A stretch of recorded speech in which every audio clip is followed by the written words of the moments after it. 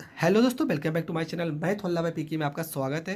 तो दोस्तों, आज का जो आपका टॉपिक होगा वो होगा विलयनों के अणुसंख्य गुणधर्म। ठीक है, विलयनों की अणुसंख्य गुणधर्म से रिलेटेड 4 टॉपिक यहाँ पे हमको पढ़ना है। तो पहले समझ लेते हैं विलयनों की अणुसंख्य गुणधर्म किसे कहते हैं। तो पहला ही इसका डिफिनेशन क्या हो जाएगा कि किसी विलयन के ऐसे गुण जो विलयन में उपस्थित कणों की संख्या पर निर्भर करते हैं अणुसंख्य गुणधर्म कहलाते हैं।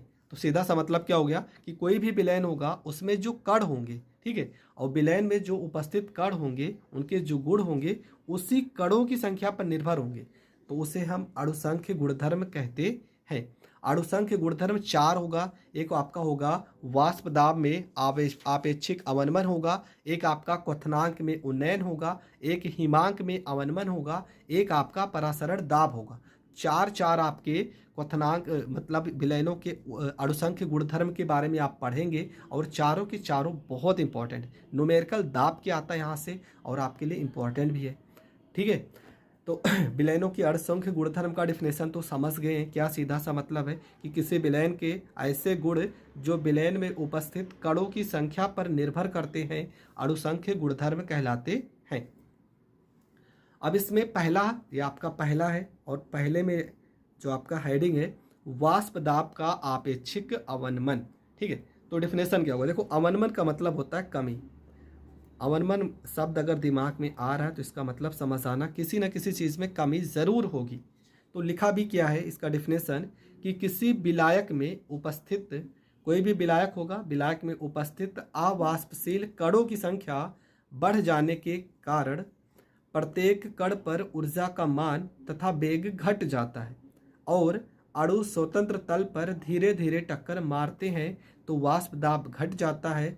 कणों की संख्या बढ़ने के कारण वाष्प दाब घटने लगता है। इस प्रक्रिया को वाष्प दाब का अवनमन कहते हैं। थोड़ा कम समझ में आया होगा, मुझे पता है। चलो यहाँ से थोड़ा से और अच्छे से समझाते हैं।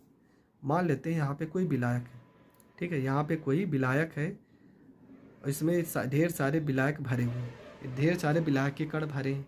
हमने क्या कहा कि किसी विलायक में उपस्थित अवाष्पशील कणों की संख्या बढ़ जाती। देखो यहाँ पे कण अभी दूर दूर है, हम और कण यहाँ पे भर देते हैं। ढेर सारे कण यहाँ पे भर गए। अब ढेर सारे जब कण यहाँ पे भरे रहेंगे तो इन कणों के बीच में देखो जगह कम है ना, तो इनमें जो टक्कर होगा वो बहुत धीरे धीरे होगा। जब पूरा एक दूसरे से चिपके हैं तो टक्कर क्या होगा, एकदम धीरे धीरे होगा। कण अगर दूर दूर होंगे तो टक्कर देखो तेज से लगेगा।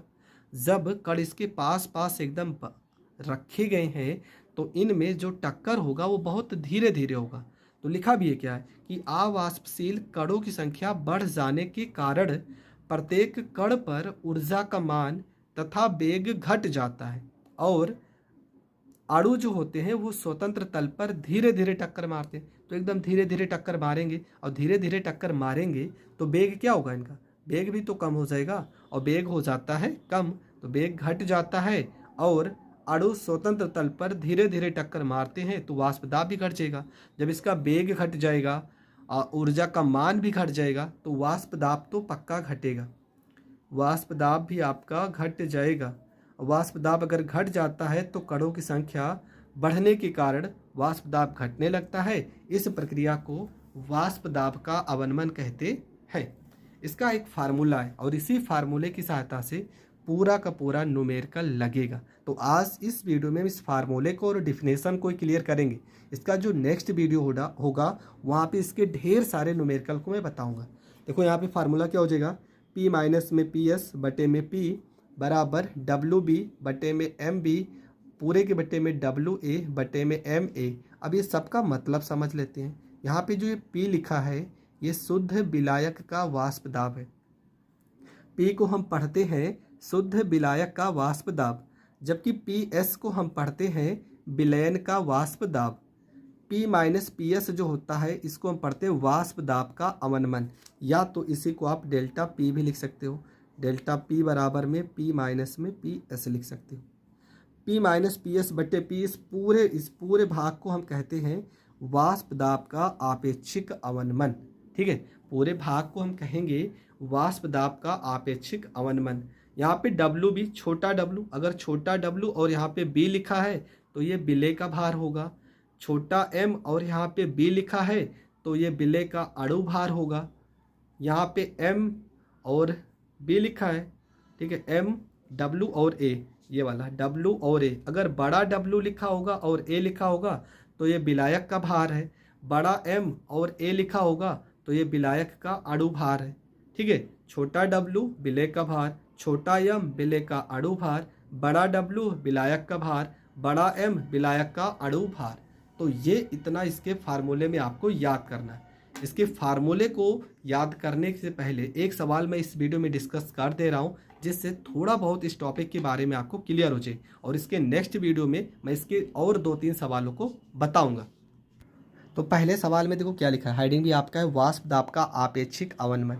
सवाल में लिखा है कि किसी पदार्थ के 18.1 ग्राम को 100 ग्राम जल में घोला गया विलयन का वाष्प दाब 87 मिमी पाया गया। विलयन का वाष्प दाब 87 मिमी पाया गया। यदि इसी ताप पर जल का वाष्प दाब 92 मिमी हो तो पदार्थ का अणु भार ज्ञात कीजिए। अब यहाँ से बड़ा कन्फ्यूज़न होता है कि क्या W है, क्या P है, क्या PS है। इसमें बहुत सारे बच्चे कन्फ्यूज़ रहते।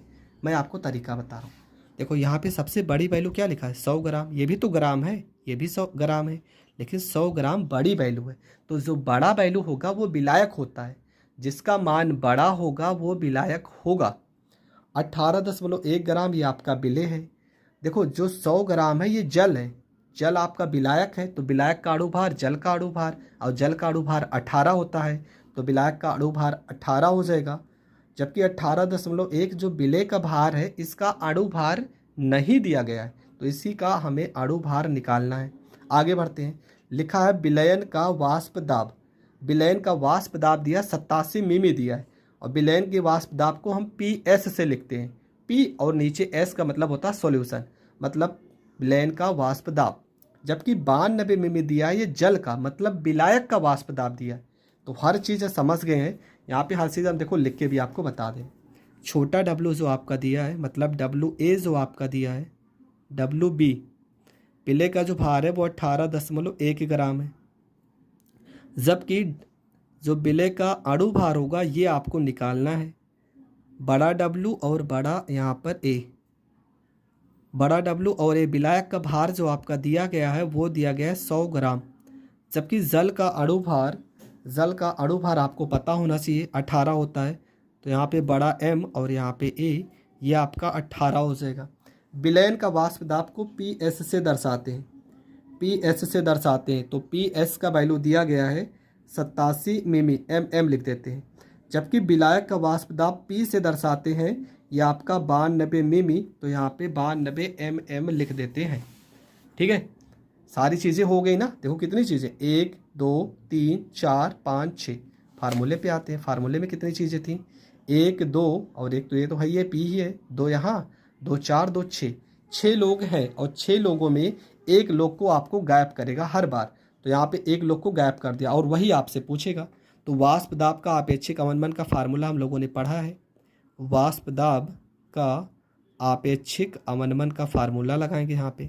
कैसे पता कि यही फार्मूला लगेगा, जब आप सारी वैल्यू लिख लेंगे ना तो आपको खुद पता चल जाएगा कि यहाँ पे किसका मान रखना है।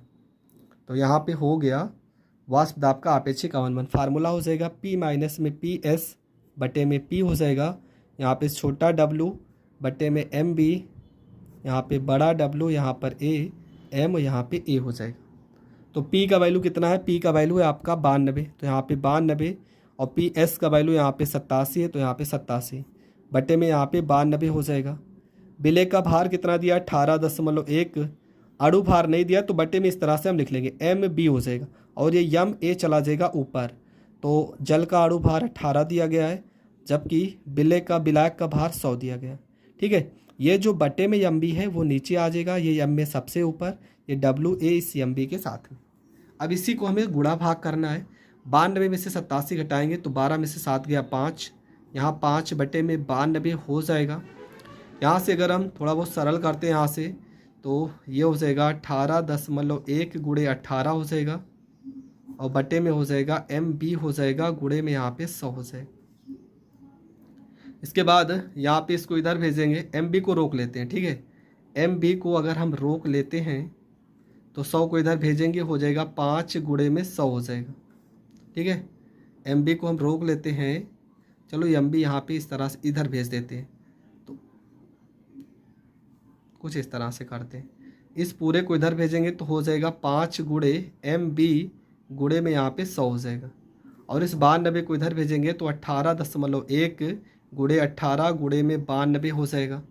यहाँ पे हो जाएगा MB बराबर में 18.1 गुणे 18 गुणे में 92 और पूरे के बट्टे में 5 गुणे 100 मतलब कि 500।